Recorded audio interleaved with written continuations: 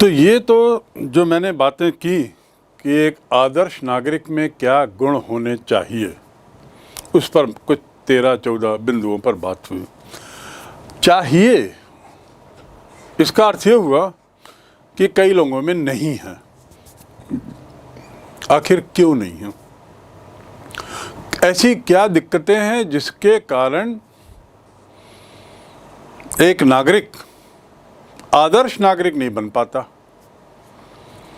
और इनमें से जो गुण जो बताए गए, इन गुणों के पालन परिपालन में क्या कारण है कि वह एक अच्छे नागरिक जैसा व्यवहार नहीं करता? अर्थात अब हम बात करेंगे अच्छे नागरिक बनने में आने वाली बाधाएं, उसके अच्छे नागरिक बनने में, आदर्श नागरिक बनने में राह के रोड़े क्या हैं? ऐसी क्या दिक्कतें हैं कि वो कर्तव्य परायणता नहीं दिखा पाता, देशभक्ति कई बार नहीं कर पाता, देशभक्ति की भावना नहीं आ पाती, और भी बहुत से, स्वस्थ नहीं रह पाता। अब स्वस्थ नहीं रहता, स्वस्थ तो हर कोई रहना चाहता है। एक अच्छा नागरिक स्वस्थ नागरिक होता है, हर कोई रहना चाहता है। एक अच्छा नागरिक शिक्षित नागरिक होता है, हर कोई चाहता है। पर क्या दिक्कतें हैं? थोड़ा हम उन दिक्कतों की ओर जाएं, थोड़ा उन बाधाओं को समझने की कोशिश करें कि what are the hindrances in the way of ideal citizenship. Hindrances अर्थात बाधाएं। What are the hindrances in the way of an ideal citizenship? Ideal means आदर्श। तो बाधाओं की बात करते हैं तो आदर्श नागरिकता के मार्ग में, के रास्ते में सबसे बड़ी बाधा जो है वह है आर्थिक विषमता। और विषमता ही क्या, आर्थिक समस्या। आर्थिक समस्या, आर्थिक विषमता सबसे बड़ी बाधा है। और आर्थिक का अर्थ होता है अर्थ से, यानी धन से। यदि हम लोग संपन्न रहें तो ऐसा विश्वास है कि हम में से अधिकतर लोग इन आदर्श नागरिकों के गुणों को समायोजित कर लेंगे। ये धन की कमी है, निर्धनता है, दरिद्रता है, या एक तरीके से ज़्यादा अपेक्षा है ज़िंदगी में ज़्यादा और कमाने की, जो लोगों के आदर्श नागरिक बनने के राह में बाधा बनी हुई है। कैसे? मेरे पास, मैं निर्धन हूँ तो मैं चोरी करूँगा, मैं निर्धन हूँ तो मैं अन्य बुराइयों में भाग लूँगा, मैं निर्धन हूँ तो शायद मैं किसी देश के लिए जासूसी भी कर लूँ, मैं निर्धन हूँ तो मैं अन्य वो सारे गलत काम करूँगा जो देश के हित में नहीं है। तो सबसे बड़ी बाधा आर्थिक विपन्नता, आर्थिक विषमता। गरीब आदमी जो है वो तो अपने दैनिक जीवन की आवश्यकताओं को ही जुटाने में व्यस्त रहता है। वो तो इसी उसमें बिजी रहता है कि 2 जून की रोटी उसको और उसके परिवार को मिल जाए, और उसके लिए स्ट्रगल करता है।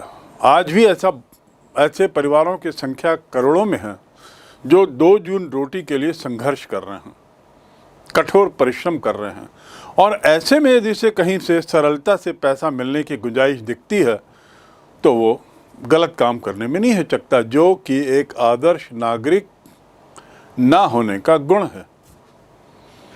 चाहे वो चोरी चपाटी हो, चाहे बैंकों में एटीएम में चोरी और अन्य गलत कार्य हों, ये गलत कार्य आर्थिक तंगी के कारण होते हैं। तो आर्थिक विषमता बहुत बड़ी है। समाज और देश के प्रति उपयोगी कार्य करने की आशा तो दूर, वो तो इसी बात से उलझा हुआ है कि मैं कैसे रात का भोजन जुटाऊं, अपने परिवार के दवा दारू का इलाज, दवा दारू कैसे जुगाड़ करूं, कैसे दवाइयों की व्यवस्था करूं, कैसे 2 जोड़ी कपड़ों की व्यवस्था करूं, रोटी कपड़ा और मकान। ये समस्या बहुत से लोगों को खाई जाती है और विवश करती है ऐसे कार्य करने के लिए जो आदर्श नागरिक बनने में बाधक हैं, उसे आदर्श नागरिक बनने से वंचित करते हैं। तो और इसमें विस्तार से ना जाते हुए आप इतना समझ लें कि आदर्श नागरिक बनने में सबसे बड़ी बाधा है आर्थिक विपन्नता। आप उन देशों को देख लीजिए जो आर्थिक रूप से संपन्न हैं, जहाँ अधिकतर लोग गरीबी रेखा से ऊपर रहते हैं, जहाँ लोग शिक्षित हैं। ये आर्थिक रूप से संपन्न देशों के लोगों में इस तरह के अपराध कम हैं। तो पहला कारण तो ये। दूसरा कारण, जो दूसरी बाधा भारत के मामले में बड़ी मायने रखती है, और वो है जातीयता की भावना। जातीयता के परिणाम ये हुआ है कि जातीयता की भावना ने हमारी सोच को बहुत संकुचित दायरे में कर दिया। हम राष्ट्र और देश की सोच से तो कोसों दूर हो जाते हैं, हम अपने जाति की सोचते हैं, संकीर्ण विचारधारा के हो जाते हैं। और ये बहुत बड़ी समस्या बनी हुई है आज भी। यद्यपि जाति प्रथा के दुष्प्रभाव को हटाने के लिए बहुत से कार्य किए गए हैं, सामाजिक कार्य, कानूनी कार्य, संवैधानिक प्रावधान, लेकिन उसके बावजूद जाति प्रथा की पकड़ गांव में विशेषकर इतनी गहरी बैठी हुई है कि वहाँ के लोग जो नागरिक हैं, भारत के निवासी हैं, नागरिक हैं, वे लोग अपनी जाति के बाहर नहीं सोच पा रहे हैं। यदि वो किसी नेता का चयन करते हैं तो जाति की बात करते हैं, विवाह संबंधों की बात करते हैं तो जाति की बात करते हैं, परिवार वालों को शिक्षा देना है तो अपनी जाति के जो लोग हैं जिन्होंने स्कूल कॉलेज खोले हैं वहाँ पढ़ाएंगे, भले ही वहाँ का शिक्षा का स्तर कैसा हो। तो हर चीज़ में जाति बहुत बड़ी बाधा है। जाति हित को राष्ट्रीय हित से ऊपर रख देते हैं, उससे ज़्यादा महत्व दे देते हैं। तो ऐसे में जातिवाद की जड़ ज़्यादा गहरी बैठी हुई है और ये बहुत बड़ी बाधा है। इसी के कारण सामाजिक भेदभाव हो रहा है, इसी के कारण अस्पृश्यता जैसी बात आई है, अछूत जैसे विचार आए हैं, और दलित, निम्न वर्ग आदि जैसी भावनाएं इस जातिवाद की पैठ है।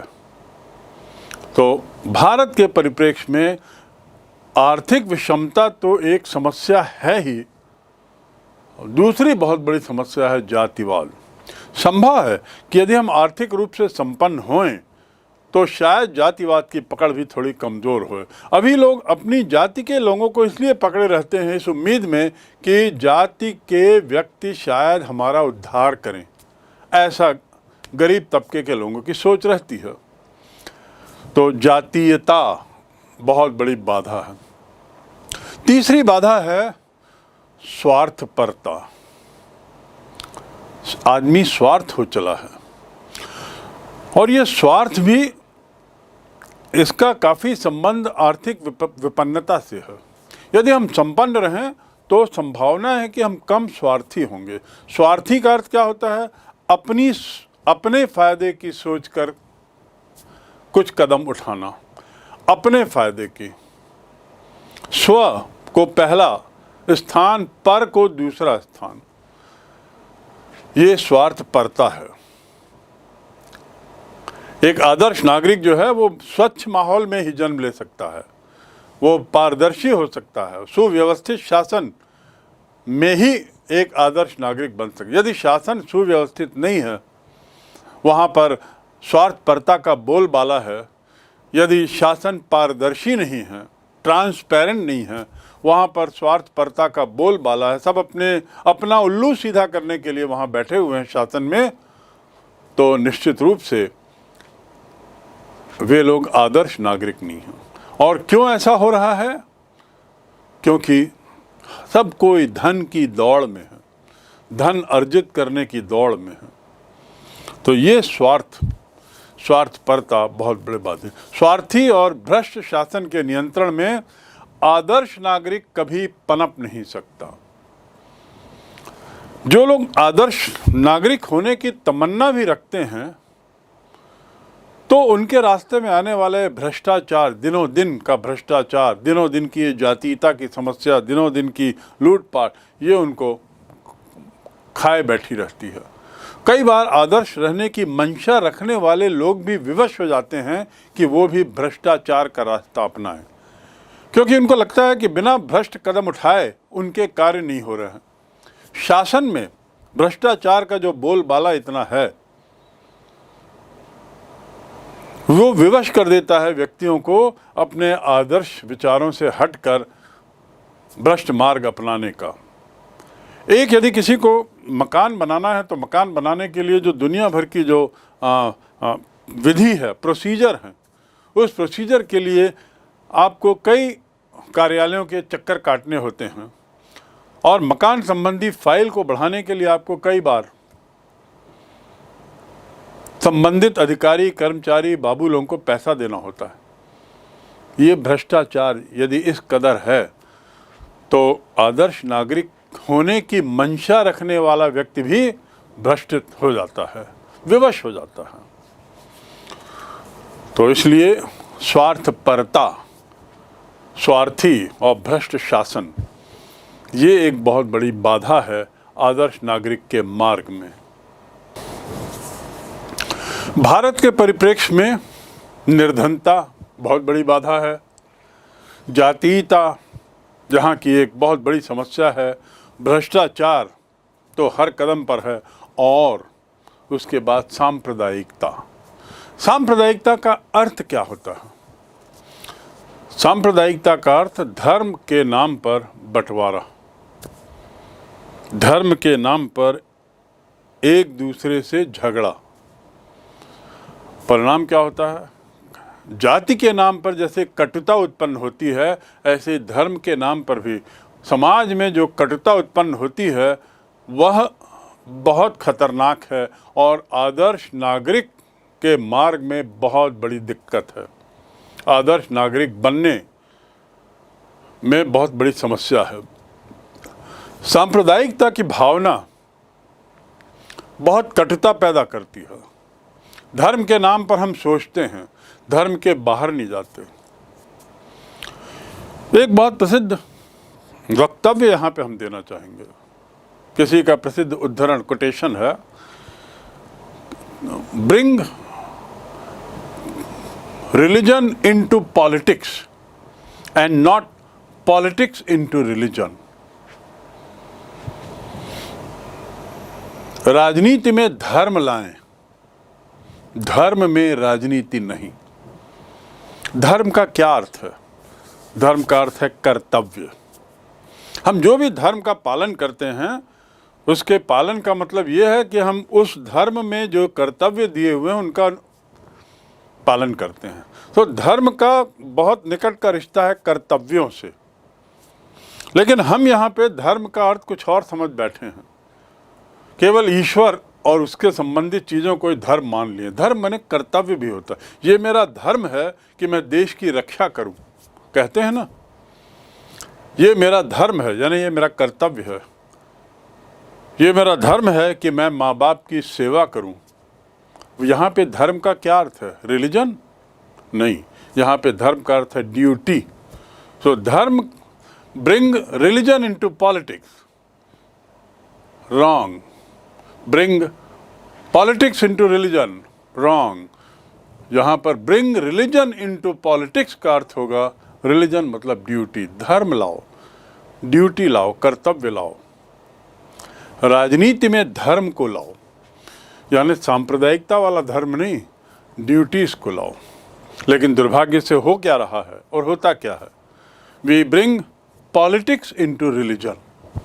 हम धर्म में, यानी रिलीजन वाले धर्म में हम क्या ले आ रहे हैं? राजनीति ला रहे हैं। और यही सांप्रदायिकता को बढ़ावा दे रही है, सामाजिक मनमुटाव पैदा कर रही है, सामाजिक तनाव पैदा कर रही है, समाज की शांति को नष्ट कर रही है। तो सांप्रदायिकता की भावना में बहकर लोग जो हैं वे राष्ट्रहित को भूल जाते हैं, उसकी उपेक्षा करने लगते हैं।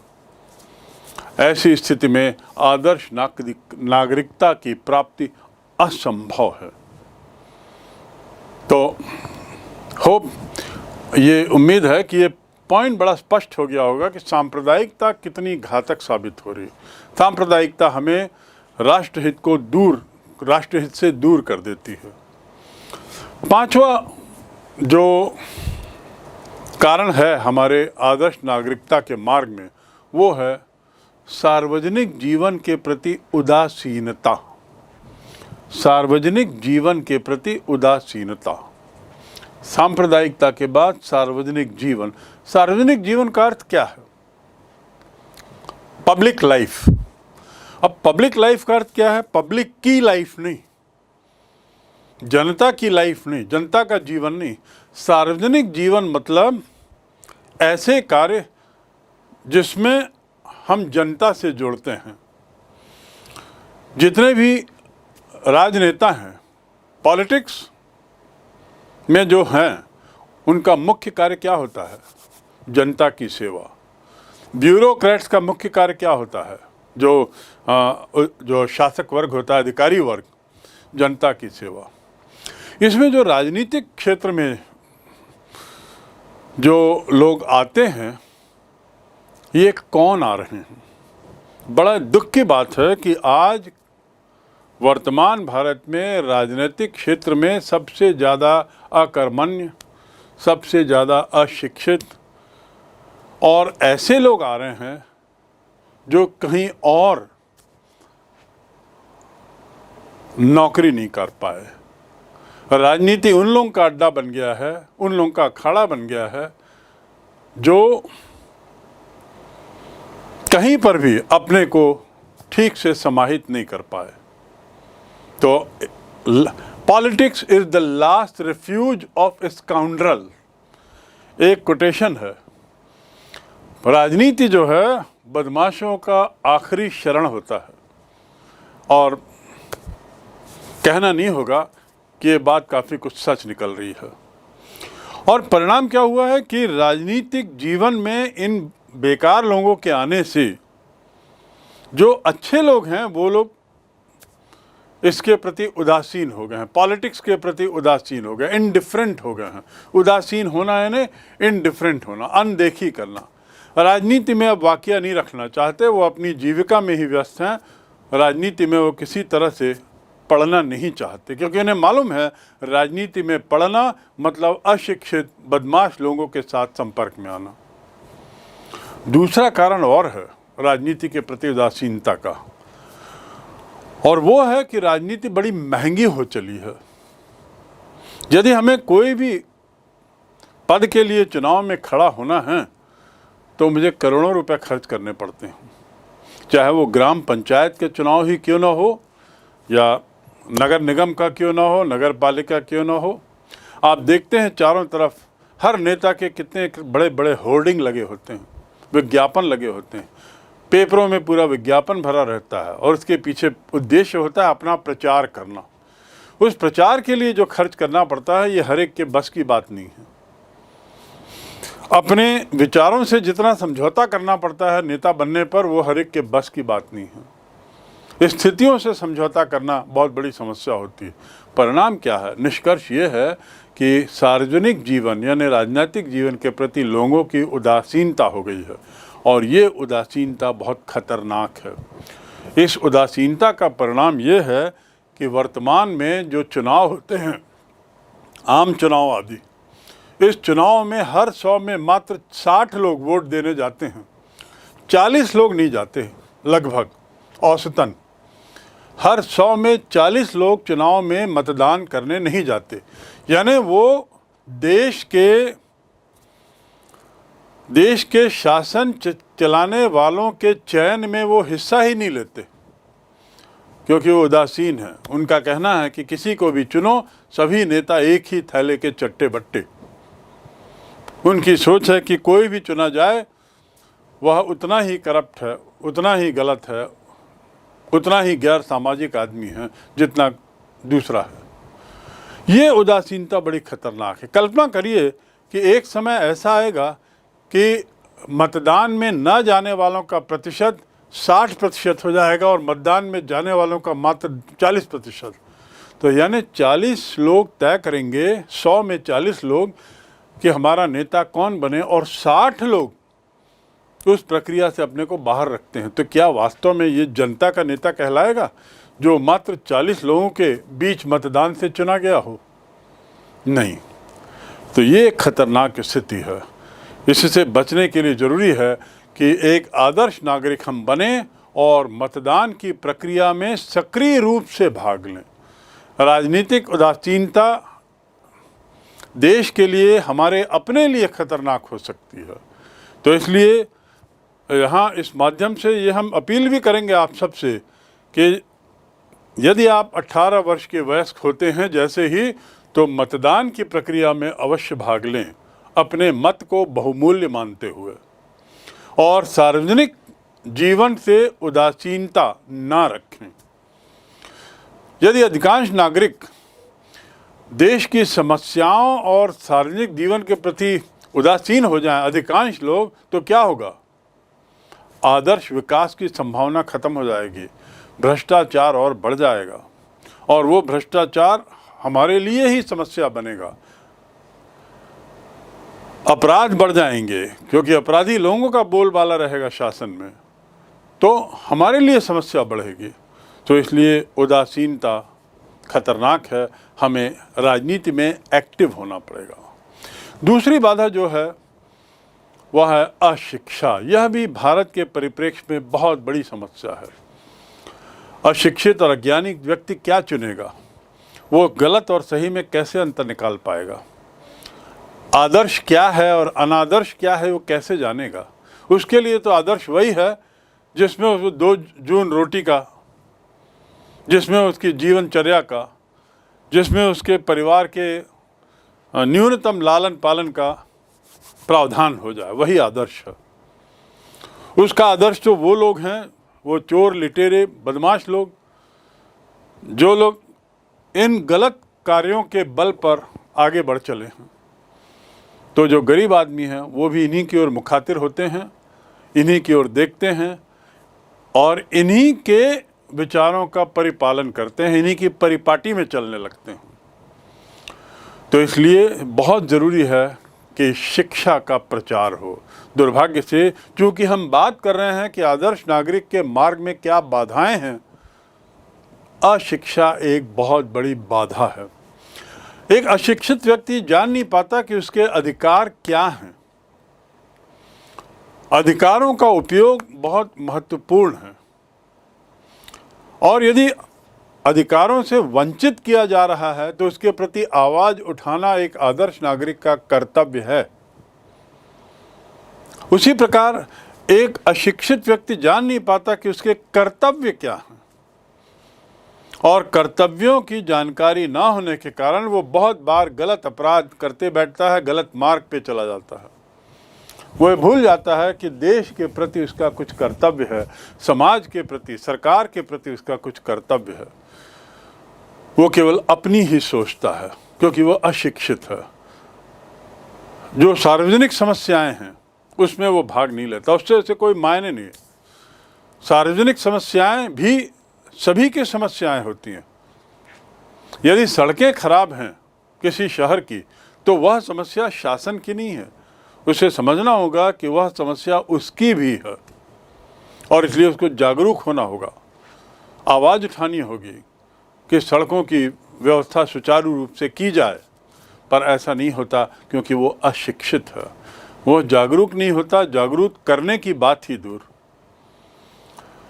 और इस सब का परिणाम क्या है कि उसका अशिक्षित होने के कारण वो उसका जो खुद का व्यक्तित्व है उसका विकास नहीं हो पाता। व्यक्तित्व का विकास नहीं होना मतलब राष्ट्र के विकास में कोई योगदान न दे पाना, और राष्ट्र का विकास वहाँ के नागरिक ही करते हैं, राष्ट्र का पतन वहाँ के नागरिक ही करते हैं। राष्ट्र स्वयं में कोई ऐसी चीज़ नहीं है जो किसी चीज़ के लिए जिम्मेदार मान ली जाए। राष्ट्र के नागरिक देश का विकास तब करते हैं जब स्वयं के व्यक्तित्व का विकास करें। तो इसलिए शिक्षा और ज्ञान के अभाव में आदर्श नागरिक की कल्पना करना बेमानी है। हमें शिक्षित होना होगा। भारत में अशिक्षा जो बहुत गहरी बैठी हुई है वो यहाँ के नागरिकों को आदर्श बनाने में बड़ी बाधक हो गई है। अगला बिंदु जो है प्रांतीयता की भावना। प्रांतीयता की भावना का अर्थ क्या है? जो आदर्श नागरिक बनने में बाधक है। प्रांतीयता का अर्थ ये नहीं कि मैं प्रांत की बात करता हूँ, छत्तीसगढ़ हूँ तो छत्तीसगढ़िया, पंजाबी हूँ तो केवल पंजाब ही सर्वश्रेष्ठ, गुजराती हूँ तो गुजरात ही सर्वश्रेष्ठ। प्रांतीयता का अर्थ होता है क्षेत्रीयता की भावना, अपने क्षेत्र को सर्वश्रेष्ठ रखना, मानना, अपने को ही सर्वश्रेष्ठ मानना। ये बड़ी संकुचित प्रवृत्ति है। प्रांतीयता से उठकर हमें राष्ट्रीयता की सोच लानी होगी, राष्ट्रीयता से बढ़कर हमें वैश्विक सोच लानी होगी। तो वैश्विक सोच जो आज की सोच है, जो आज की मांग है, वो वैश्विक सोच तो कोसों दूर, हम राष्ट्रीय सोच से भी बहुत पीछे हैं और मात्र क्षेत्रीयता की बात करते हैं। हमारा दायरा बड़ा संकुचित है, हमारी सोच बड़ी संकुचित है। परिणाम क्या होता है? ये संकुचित सोच से अलगाववादी प्रवृत्ति आती है, सेपरेशन, अलगाववादी। हम सबसे अच्छे, हमारा पड़ोसी बुरा, हमारा एरिया सबसे अच्छा, हम लोग सर्वगुण संपन्न हैं, हम लोग सर्वश्रेष्ठ हैं। ये हम लोग में जो अहम है वह अलगाववादी तत्वों को बढ़ाता है और एक राष्ट्र के लिए अलगाववादी तत्वों का पनपना नुकसानदेह है। इसलिए एक आदर्श नागरिक को अपनी इस प्रांतीयता सोच से, प्रांतीय सोच से, क्षेत्रीय सोच से बाहर आना पड़ेगा, उसके दायरे से निकलना पड़ेगा। उसे मात्र अपने राज्य के वर्चस्व की बात छोड़नी होगी। उत्तर प्रदेश वाला सदैव प्रयास करेगा कि मेरा उत्तर प्रदेश ही पूरे देश में हावी हो। मध्य प्रदेश का व्यक्ति सदैव ये प्रयास करेगा कि यहाँ का मध्य प्रदेश की विचारधारा पूरे देश में हावी हो। लेकिन ये गलत है, ये राष्ट्रहित पर सबसे बड़ा आघात है और राष्ट्रीयता के मार्ग में सबसे बड़ी बाधा। तो हमें इस क्षेत्रीयता की भावना से ऊपर उठ के राष्ट्रीयता की भावना की ओर सोचना होगा। आठवीं बाधा और वह है पक्षपातपूर्ण दृष्टिकोण। पक्षपातपूर्ण दृष्टिकोण मतलब फेवरेटिज्म। न्याय अन्याय ना सोच करके किसी को फेवर करना, किसी को पक्षपात करना। और ये पक्षपातपूर्ण व्यवहार क्यों होता है? उन्हीं बिंदुओं के कारण जो पहले मैंने बताए हैं। क्षेत्रीयता की यदि भावना मजबूत हो तो आप पक्षपाती करोगे, सांप्रदायिकता विचार रखते हो तो आप पक्षपात करोगे अपने धर्म के लिए, आप अशिक्षित हो तो आप अपने परिवार के बारे में पक्षपात करोगे। उसके अलावा वर्ग, वंश, लिंग, संप्रदाय, इसके आधार पे आप पक्षपात करोगे। और पक्षपात जब करते हैं इसका मतलब ये कि आप न्याय ना करके अन्याय करते हैं।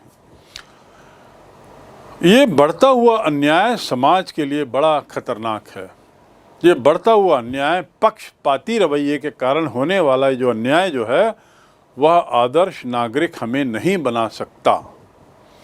तो हमें इस पक्षपाती रवैये से बाहर निकलना होगा, पक्षपाती सोच से बाहर निकलना होगा। मेरी जाति सबसे अच्छी, मेरा धर्म सबसे अच्छा, मेरा क्षेत्र सबसे अच्छा, मेरे लोग सबसे अच्छे, मेरा लिंग सबसे अच्छा, मेरा वंश सबसे अच्छा, ऐसी सोच को बड़ा संकुचित सोच कहते हैं। और ऐसी सोच रखने वाले कभी आदर्श नागरिक नहीं बन सकते। तो देश में आदर्श नागरिक बनने में ये बहुत बड़ा कारण है पक्षपातपूर्ण रवैया। और पक्षपातपूर्ण रवैया क्यों है?